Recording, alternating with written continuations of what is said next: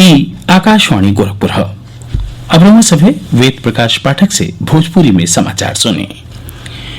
केंद्रीय शिक्षा मंत्री रमेश पोखरियाल निशंक फरियौले हमें कि राष्ट्रीय शिक्षा नीति 2020 में संविधान के तहत दिहल गई आरक्षण नीति के बरकरार रखल गई हो।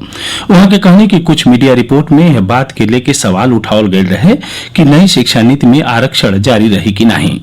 श्री पोखरियाल कहना कि यह बात के लेके संदेह जतावल गई हो कि राष्ट्रीय शिक्षा नीति में देश के शैक्षणिक परिदृश्य में आरक्षण के प्रावधानों के कमजोर कल जा सकेला। वहां की कहने की संयुक्त प्रवेश परीक्षा जेई, नीट, यूजीसी नेट और इग्नू के परीक्षा के शिक्षा नीति के घोषणा के बाद आयोजित कल गई और शैक्षिक संस्थानों में नियुक्तियों के प्रक्रिया पूरा भइल, बाकी सरकार के आरक्षण के प्रावधानों के लेके अबहिन तकले एको शिकायत नहीं मिलल हो। केंद्रीय वित्त मंत्रालय कहले हवे कि वस्तु और सेवा कर जीएसटी का कर वसूली लगातार दूसर का महीना 1 लाख करोड़ रुपया से बेसी रहल हो। नवंबर में जीएसटी के वसूली 1,04,963 करोड़ रुपया भइल, जिसमें वार्षिक आधार पर 1.4% बढ़ोतरी भइल। देश में पहला 3 महीना से जीएसटी के वसूली में लगातार बढ़ोतरी है बात के संकेत हो कि कोरोना महामारी और ओसे लड़े खातिर कल गए लॉकडाउन के बाद देश में सामान्य हालत बन रहा हो। जीएसटी से कुल संग्रह में केंद्रीय जीएसटी का हिस्सेदारी 19,189 करोड़ रुपया और राज्य जीएसटी का योगदान 25,540 करोड़ रुपया के रहल हो। यही तरियन आईजीएसटी के खाता में 51,992 करोड़ रुपया और उपकर के तहत 8,242 करोड़ रुपया मिलल हो। प्रदेश विधान परिषद के स्नातक और शिक्षक क्षेत्र के 11 सीटिंग पर भइल मतदान को गणना बिहने हुई। मतदान काल माने 1 दिसंबर के भइल रहे। निर्वाचन आयोग के हिसाब से चुनाव में 55.47% मतदाता लोग अपने मताधिकार का प्रयोग कैले। इस चुनाव में कुल 199 उम्मीदवार मैदान में बाणे, जिनमें से खंड स्नातक सीट खातिर 144 और खंड शिक्षक सीट खातिर 85 उम्मीदवार हुए। विधान परिषद के जो 11 सीटिंग बदे मतगणना हुई उनमें 5 खंड स्नातक और 6 खंड शिक्षक क्षेत्र का है।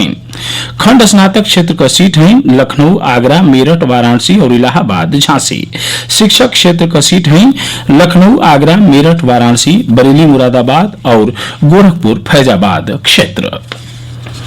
देश कोविड के खिलाफ लड़ाई में महात्म वाला कदम बढ़ावा संक्रमण के नया मामलन के रोकले में सफलता हासिल कैले हो।